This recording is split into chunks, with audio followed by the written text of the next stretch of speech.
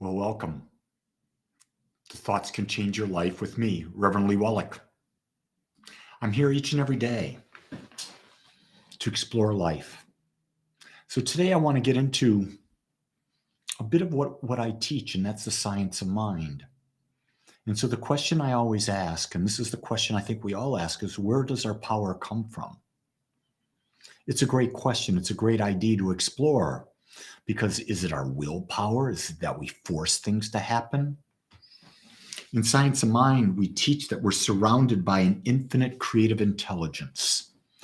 And this infinite creative intelligence responds to the nature of our thought. It responds to the vibration of our thought.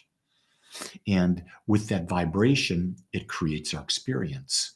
Quantum physics would say that our vibration is that which is our focus, and our focus will attract from the quantum field that which we are. So when you break down who are we, first off, we're energy. That's who we are. We're energy. And then what is our shape? What is our form? What is our experience? Well, that depends on our frequency. And we get to determine our frequency to a large degree by how we think. Where are we putting our focus? What type of thoughts are we having? Are they thoughts of abundance? Are they thoughts of health? Are they thoughts of harmonious, intimate relationships? Or are they thoughts of doubt? Are they thoughts of worry? Are they thoughts of lack? Are they thoughts of illness? And it's real interesting how your experience is different based on that atmosphere. Prime example, yesterday, I scheduled an appointment with the hip surgeon who did my hip replacement. The second one was done almost 1 year and 3/4 ago. And I wanted to go in and I wanted him to look at it to tell me, was there scar tissue there? What was it that I was feeling? Because I wasn't back to the way I was before. And I just really wanted to know. So I scheduled an appointment and I went there. And it was amazing. As you sat in a waiting room, there were all these people who were in bad shape. They needed either a knee or a hip replacement, or they'd had a knee or a hip replacement. And everyone had this funky look on their face. It was a gloomy thing.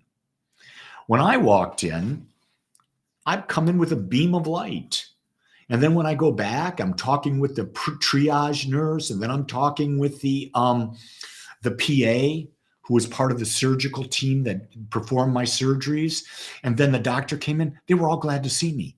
They all remembered me from 1 year and 3/4 ago because my attitude was positive. And I came in with the idea of, is there anything I can do, or is what I have what I'm working with? And yeah, I got the thing. I didn't understand that when they put a hip replacement in, especially the kind they did with me, is that it would protrude out about 1/4 to a half, between 3/8 of an inch, about farther on one side than the other because of the way and the form of the replacement they put in. And then I got the affirmation, you're perfect. You're healthy. And the PA said to me, he says, you're one of the healthiest, most optimistic people I think I've ever seen in here. And realize that what they basically see are older people. And most older people, unfortunately, have given up on life. And they've given up on life because they don't understand that there is a creative power that surrounds them and that it is responding to the nature of their thought.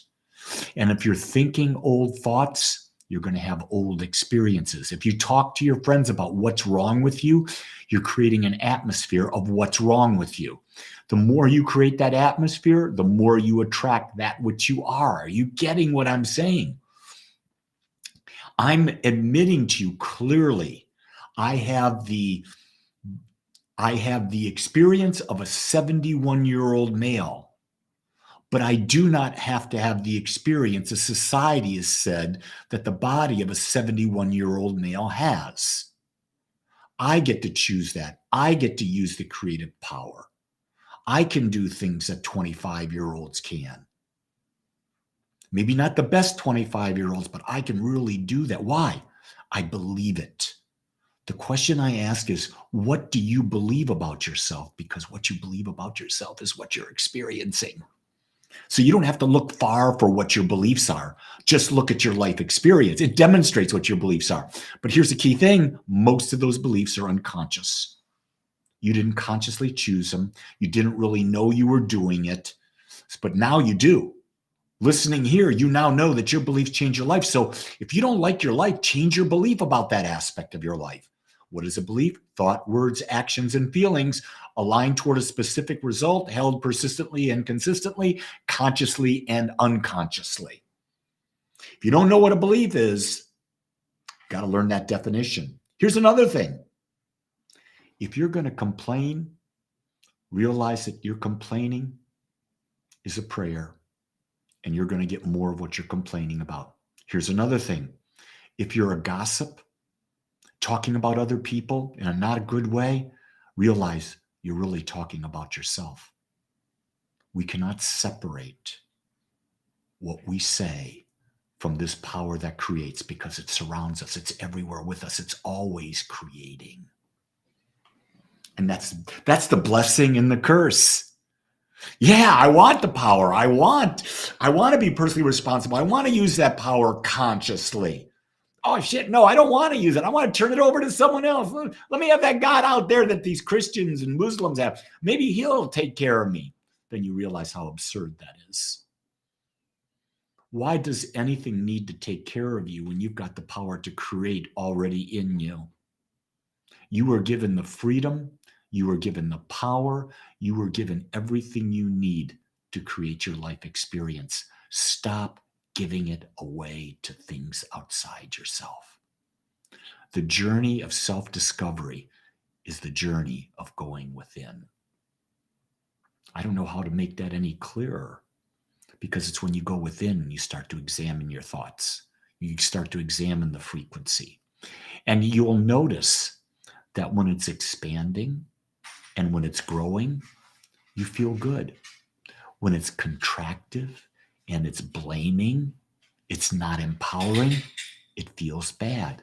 That's what our emotions are there to do, to show us, are we on our path of growth and expansion, or are we off our path of growth and expansion? It'll also show us, are we going in the path? See, if you're feeling bad, you got to ask, am I going down a path where I'm juiced? Is this something I really want? And so your emotions can tell you, not only are you doing the right things, thinking the right things, but are you going in the right direction? And realize that throughout your life, you're going to be course correcting. So to think you're not going to have bad feelings, that you're going to be happy all the time, that's not going to happen. But what you can feel is fulfilled. You can feel fulfilled with the life you've created because you set the expectation of what you want. And when you're using your gifts and you're serving others, the combination of those two things, using your gifts, doing what you love, and it serves others, oh my God, it's the best ever. The best ever. So that's my message for today. Question everything. Examine everything. Because if you don't, you're stuck. You got to see what's working. If it's not working, change your belief about it and watch the results come. I know who you are. You are a powerful creator. I see you and I see the power. Make it a great day, everyone. Until tomorrow, aloha.